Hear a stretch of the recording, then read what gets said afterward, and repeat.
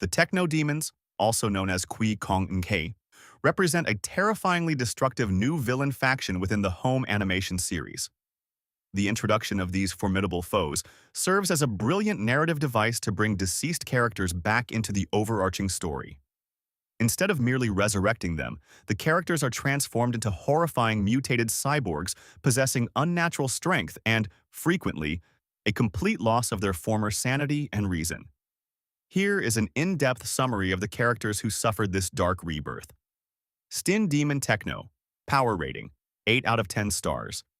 Stin Demon Techno started its existence as a highly dangerous parasitic entity serving under Leviathan, characterized by a heavily armored tank-like body and a chilling skeletal head.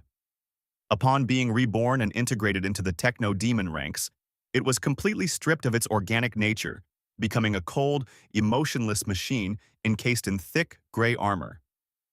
In combat, it relies on a devastating high-tech internal cannon, a weapon so powerful that it is capable of completely blowing away massive stretches of land. Despite this overwhelming firepower, it harbors a fatal flaw. Its internal core is highly vulnerable to fire. This weakness was ultimately exploited when a grenade was tossed directly into its open body, leading to its explosive defeat. KV-54. Techno. Power rating 7 out of 10 stars. Initially designed as a Chinese-made combat machine, KV-54 was later revived by Leviathan, boasting a fearsome appearance similar to a giant battle train equipped with a menacing crocodile-like mouth. When transformed into its Techno version, it managed to retain its iconic original design, but it received a terrifying upgrade in the form of significantly enhanced intelligence. Instead of just charging blindly, it learned how to calculate complex battle tactics and even knew when to strategically retreat. The machine was eventually upgraded into a deadlier version 2.0, gaining spiked armor and a giant watchful eye, though it tragically ended up as a mind-controlled tool manipulated by Toxicus. Lighter Techno, power rating, 8 out of 10 stars. Lighter Techno was originally known as a fierce flamethrower warrior, but his effectiveness was severely hindered by a fatal weakness: his highly explosive exposed gas tanks. His rebirth as a Techno Demon completely eliminated this vulnerability, as his vital fuel core was fortified by a spherical energy shield that is capable of safely absorbing and reflecting incoming enemy attacks. Offensively, he was upgraded to shoot ultra-hot blue flames that burn intensely enough to melt through exceptionally thick armor. Despite these incredible offensive and defensive enhancements, he was ultimately outmatched and defeated in battle by Ratate. Cataclysm 01. Leviathan Techno, power rating, 9 out of 10 stars. This entity is an incredibly dangerous clone of Leviathan that was initially destroyed by a powerful Soviet satellite strike. After being meticulously rebuilt by Engineer Techno, it returned as a terrifying battlefield presence equipped with impenetrable red energy shields, superheated fire attacks, massive energy beams, and a deadly long-range sniper mode. As if this wasn't enough, it was further upgraded to version 2.0, where it gained a devastating energy blade and a drill. This overwhelming combination of weaponry and its highly intelligent, arrogant personality cements its status as a true boss-level threat. SMK Techno, power rating, 8 out of 10 stars. SMK Techno has a deeply tragic origin, having been a former Soviet warrior who willingly fell to the darkness simply to save his brother. He was subsequently rebuilt using mysterious supernatural energy, resulting in a bizarre and intimidating design that features a gigantic rear-mounted cannon. What makes him truly formidable is his unique, terrifying ability to self-upgrade directly on the battlefield, seamlessly transforming into a 2.0 form. This spontaneous evolution significantly boosts both his physical armor and his devastating firepower, making him an overwhelming force until he finally met his end at the hands of Morok. Hypnosis Techno, power rating 9 out of 10 stars. Hypnosis. Techno originated as a deadly warrior from the Death Maze, already possessing innate mind control abilities and a lethal energy shooting tail. After undergoing a major cybernetic upgrade, he was granted a massive new body equipped with self-generating energy shields. More terrifyingly, his mental abilities were amplified to extreme levels, giving him mind control powers capable of completely turning entire enemy battalions against one another. On the battlefield, he can be uniquely identified by the eerie, strange blue energy rings that constantly appear around his floating body. Land Cruiser Filet Techno, power rating 7 out of 10 stars. This creature is a grotesque mutated fleshy tank that was cybernetically enhanced with modern steel jaws and thick wiring.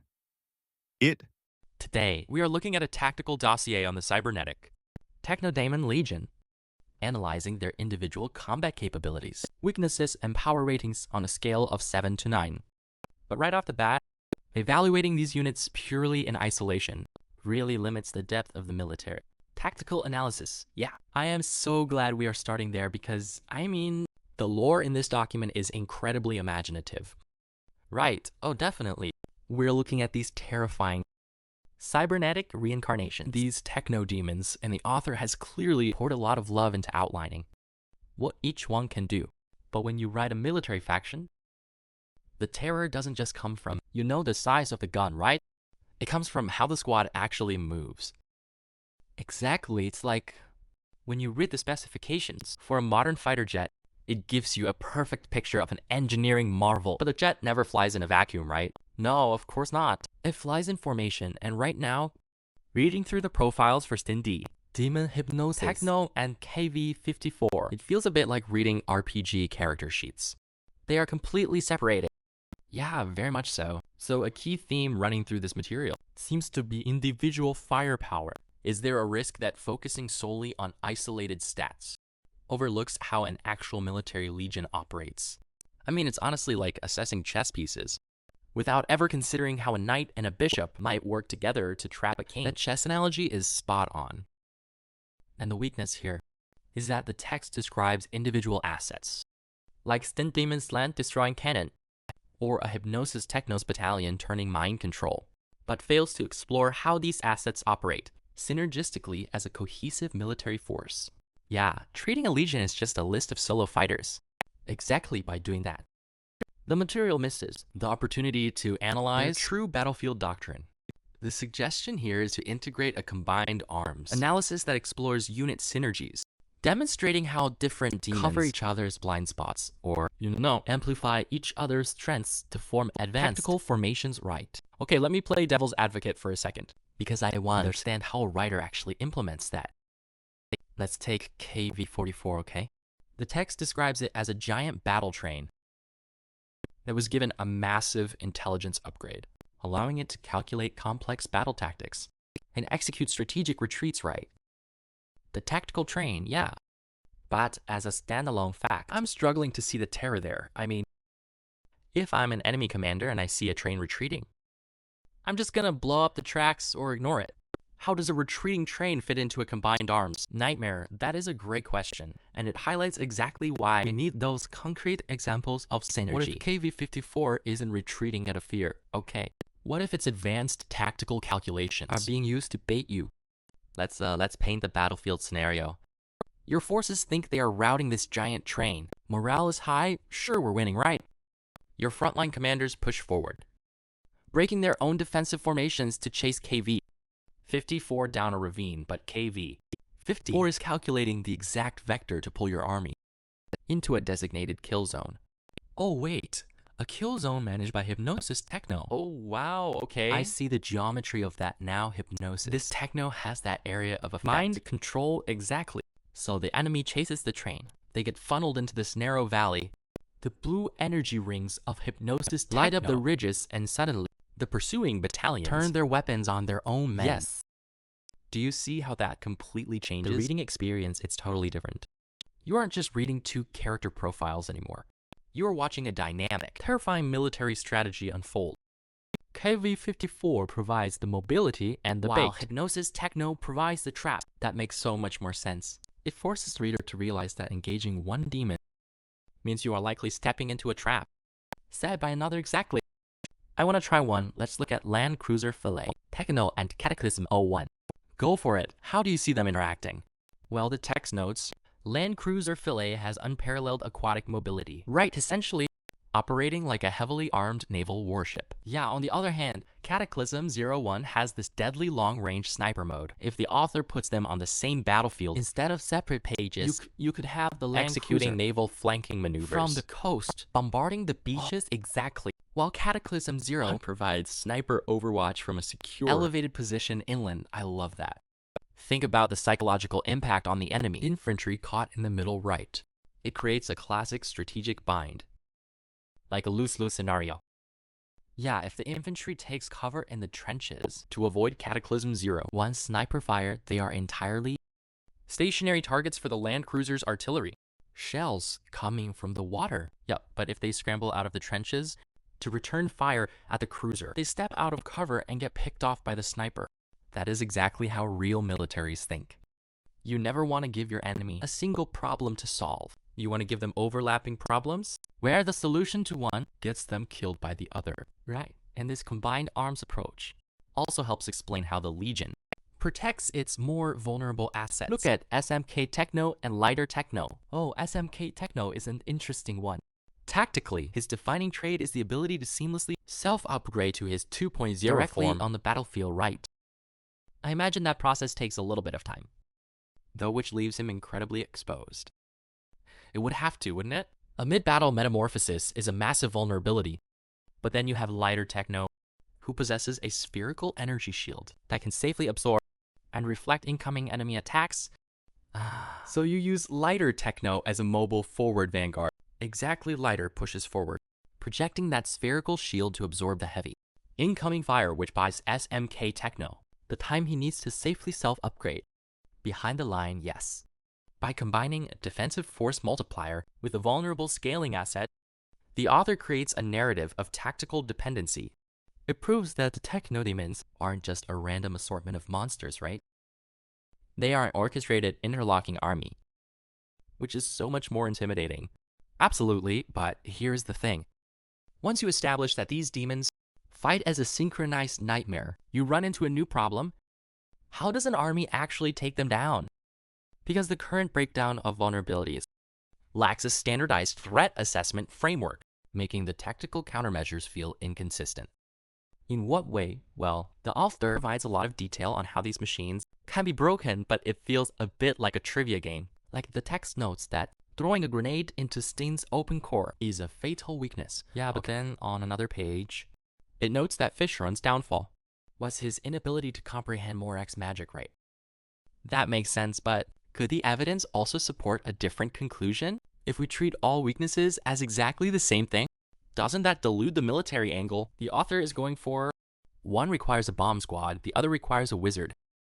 They absolutely are different, and you've hit on a major structural flaw in how the information is being delivered. Yeah. The weakness is that the document arbitrarily mixes physical design flaws, like Land Cruiser's faulty exposed wires because it was stolen early, or Lighter Techno's original gas tanks, with conceptual or asymmetrical vulnerabilities, like Fargen logic failing against magic. Exactly, or KV-54, becoming a mind-controlled tool of Toscas without drawing any distinction between them.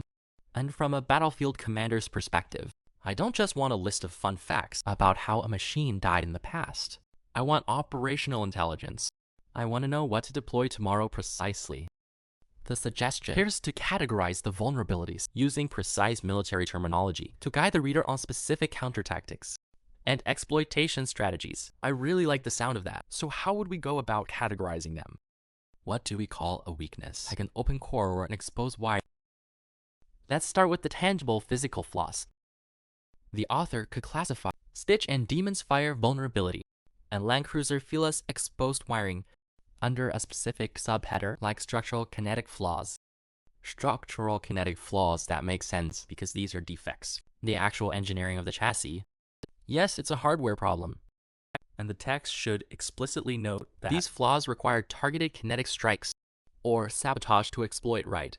Think about the commander reading this file. When their eyes hit the word structural kinetic flaw, their brain immediately translates that to, I need to deploy anti-armor infantry. It dictates a physical explosive response. You need a wrench or a bomb. Exactly. Okay. But what about the other end of the spectrum? What do we do with KV-54 being mind controlled? Or Federon's brain breaking because of magic? Those require a totally different header. The author should classify those as doctrinal. Asymmetric vulnerabilities. Doctrinal and asymmetric, those are heavy military terms.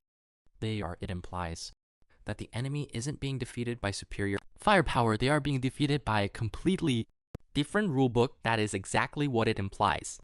The text should detail these vulnerabilities dictate the need for specialized electronic warfare or, magical countermeasures rather than brute force, right? Let's look closely at Federon. He has an infinite internal arsenal of weapons. If you categorize his weakness simply as a generic flaw, a novice commander might read that and think, okay, I just need to bring a bigger gun to punch through his armor. But a bigger gun won't work, because Federon can just calculate the trajectory and fire back right. But by labeling it an asymmetric vulnerability, you clarify that his analytical mind cannot compute. The supernatural. Magic breaks the laws of thermodynamics, defies physics exactly. Phasarian is a machine built on logic. When you introduce an element that defies logic, his processing loops fail. You don't fight Federon with tanks. You fight him with Morax magic. I love how that creates such a rich, layered reading experience. You need your mechanics and demolitions, experts on the front line, but you also need your tacticians, or magic users in the back line. It grounds the fantasy in a gritty operational reality, which actually brings us to the final major area of the critique. We've got their combat synergies mapped out. We've got a framework for their weaknesses. But the numeric power ratings lack a defined strategic rubric, which undermines their usefulness in an objective military context. Yeah, the numbers right. The document grades these demons on a numeric power rating scale from 7 to 9. But I have to be honest, I'm struggling with what these numbers actually mean. What's tripping you up about them? Well, the text gives an 8 to SMK Techno self-upgrading cannon, a 9 to Cataclysm, a 1. Building on that point, what if we looked at it from the perspective of an actual military commander? What does a 9 actually tell them to do? Differently than an 8, that is the exact problem. The weakness is that the ratings are provided without criteria. It leaves the reader guessing why a self-reflecting shield like Lighter Techno scores an 8, while Hypnosis Techno gets a 9. Yeah, without a rubric. The numbers read like arbitrary power levels, rather than tactical threat classifications. Exactly a number in a vacuum tells a commander absolutely nothing. If I tell you an enemy is an 8, do you send 50 guys or 500, right? Do you call an airstrike or send a sniper? So the suggestion is to define a 7 to 10 scale as a strategic threat level. At the beginning of the document, we need to explain exactly what each tier represents regarding operational impact and required countermeasures. Okay, I want to build this rubric right. Now let's ground these numbers. The lowest rating provided in the material is a 7 out of 10, applying to KV-54 and Land Cruiser Filet. How should the author define a 7? I would define a 7 out of 10 rating as a specialized tactical asset, specialized tactical asset. Okay, so a 7 doesn't mean it's weak. Not at all. It means it is highly situational. The text should explain this. Tier means the unit excels in specific terrains, or roles like the land cruiser dominating naval combat. But it has easily exploitable limitations, requiring support, so if a commander sees a 7, they know the threat is lethal, but its scope is limited to a specific theater. You can plan around a 7 exactly. You contain a 7, okay? Moving up the scale, what about the 8s? We have SMK Lighter, Feder and Stin all sitting at 8 out of 10. For an 8 out of 10 reading, the author should define it as an operational heavyweight.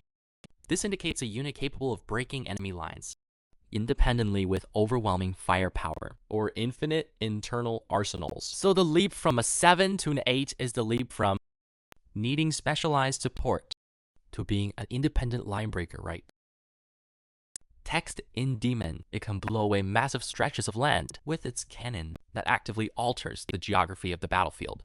Right? An operational heavyweight demands a massive relocation of defensive resources. If an 8 takes the field, standard infantry lines will break. You have to send in your heavy hitters immediately. Just to stall it, let me bring back that chess analogy. If a level 7 is a pawn, or like a bishop that only moves on one color, a level 8 is your rook. It's a heavy piece that controls the center of the board. That's a great way to look at it. Which brings us to the 9s. We have Cataclysm 1 and Hypnosis Techno. If an 8 is a rook, is a 9 a queen? I'd argue a 9 isn't just the queen. Define a 9 out of 10 rating as a theater level threat. Theater level threat, whoa, yeah. The author needs to make it clear that this tier requires an immediate coordinated multi-battalion response due to their boss level, disruption capabilities, and extreme intelligence. So a 9 isn't someone moving around the chessboard. A 9 is someone flipping the entire board upside down. Yes, Hypnosis Techno, turning entire battalions against each other. 9 means their mere presence fundamentally alters the geometry and psychology of the war. I see that now with an 8 like Stin Demon. You dig a deeper trench. But when Hypnosis Techno takes the field, you can't even trust the guy in the trench next to you. Exactly, and by defining these numbers through that strategic rubric, the author gives the numbers actual weight. It really transforms the entire document. Let's take a moment to recap the journey we've gone on today. The source material possesses fantastic detail, but to truly fulfill its military perspective, it really must elevate its scope, definitely. Then to achieve that, we discuss 3 major actionable steps. First, add combined arms synergy scenarios right. Show us how they fight together. Second, categorize the weaknesses.